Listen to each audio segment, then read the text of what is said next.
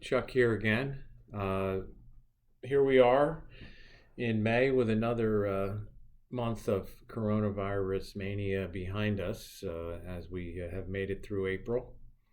Uh, Greatly different picture through April versus where were at the end of March and even in the early part of April. But wanted to get something out to you live with some updates and just some thoughts.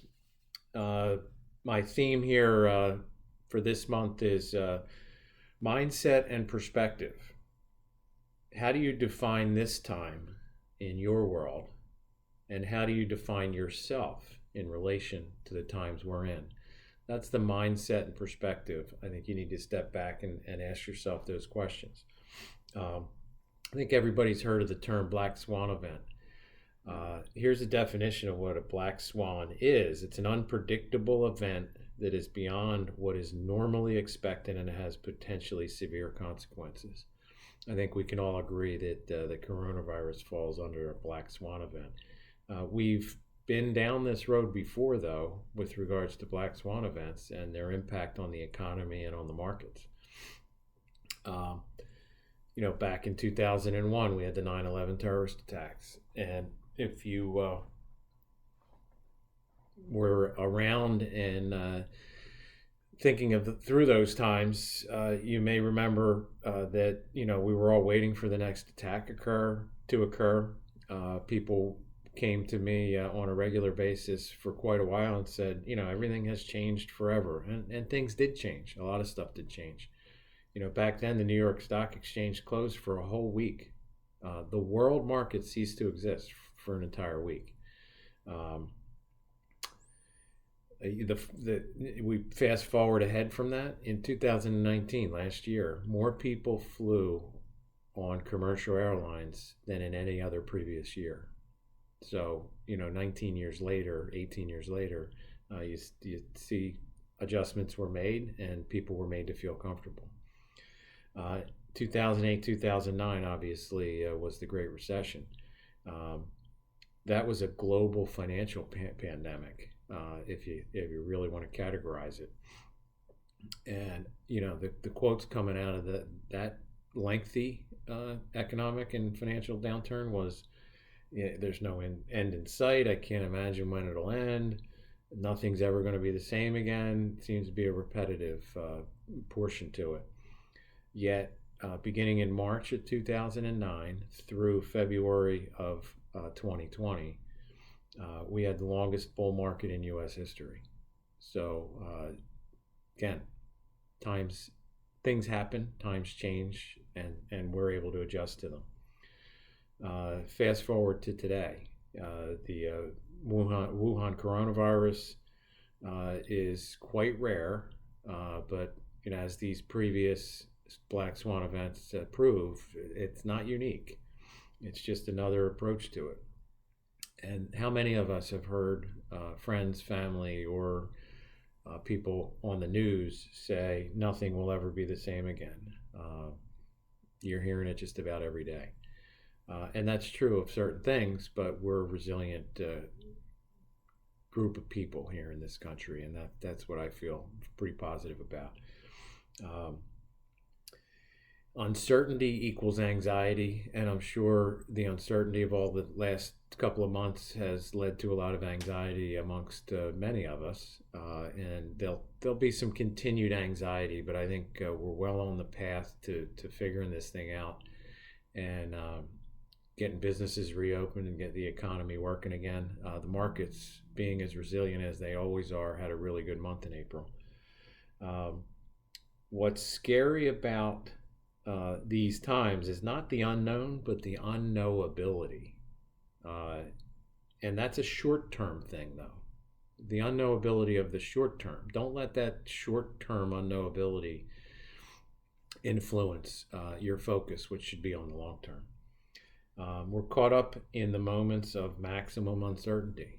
And again, perspective. Deep down, we know what the long term looks like because we've seen this story before and we know how it ends. That's what you need to focus on. Let's just talk a couple quick points on the economy. Um, Up through February of this year, the economy was clicking on all cylinders, and the numbers prove that out. Estimates for GDP for the first quarter were supposed to be a positive 3%. And then, the proverbial, what hit the fan uh, in late February. And the numbers just released for first quarter GDP were negative 4.8%. So that's quite a swing, almost an 8% swing in the wrong direction. But again, uh, not unexpected when you put it into perspective of what happened in March and April. Basically, our economy was put in a medically induced coma. Probably the best way to think about it. As businesses were forced to shut down and everything ground to a halt. We're starting to see that shift, and that's good. And I think you're going to see a major shift here over the next couple of months. This time is different. Is it? Well, I think it is in ways. Unlike 2008, 2009, I think the banks and the consumers are much more liquid. They're not leveraged up with debt. And the Federal Reserve has injected massive amounts of liquidity into the economy, which has been hugely helpful. They did it very quickly. Also, unlike 2008, 2009, the government has provided smart and targeted stimulus, things like the Paycheck Protection Program, to help small businesses, not just flooding money out there without any strings attached. So it's been really a good thing. The bottom line, though, is the U.S. private sector economy is innovative and resilient, and that's going to be the number one thing that turns this thing around and quickly and gets us on the right track. So we're in a recession. We'll be there for a little while. You can't do much when you have 30% unemployment, 30+% unemployment. But that is short-term and temporary as businesses start to open up and people start to go back to work. So look for that. The markets, again, resilient, despite 20% decline in corporate earnings, which is what we're anticipating for this year. You're going to see a month like March where the markets were way down, a great recovery month like April where the markets came roaring back.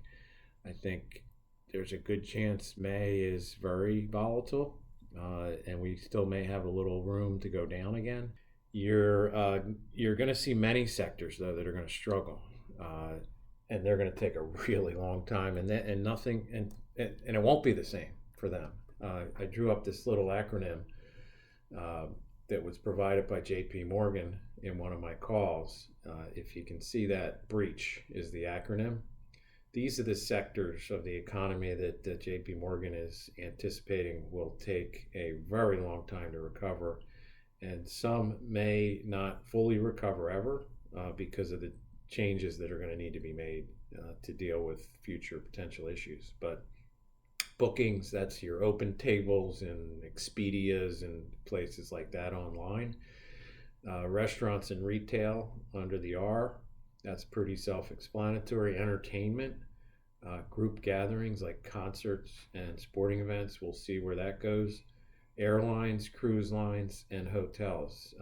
So, I don't think there's anything shocking there, but it should be interesting. I'm going to conclude with a couple of quick points.